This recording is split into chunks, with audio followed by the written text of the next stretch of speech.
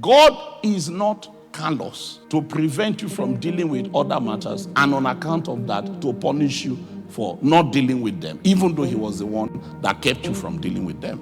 I don't know how some of you process your thing with God, but for me, I want to be sure that I am in tune, in sync with the proceeding edict of his spirit per time than any achievement that I want to put across my name. So there are times you come to the place of prayer and then you pray and you pray and you pray and the Lord begins to speak. And there are times you can keep praying and hearing and praying and hearing and praying. But then there are also times that the dynamic of the interaction becomes so intense that you will not be able to keep praying and hearing simultaneously. So sometimes you will actually need to be still. And there are times when you can start to get agitated. Because it's like, oh boy, it's like you have lost 5 minutes.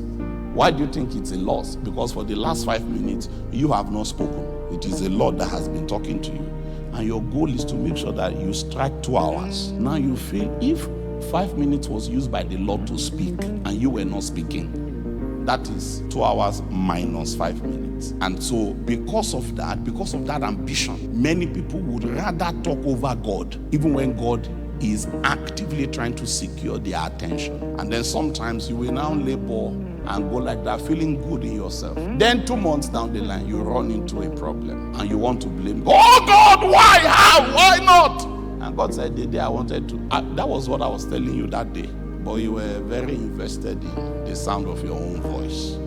If you are listening to me that day, the instruction that day was supposed to keep you away from the tragedy of this day. But you were too engulfed and enmeshed in what you wanted to say that you didn't want to hear what I was saying. He that has ears, let him hear what the Spirit says to the church.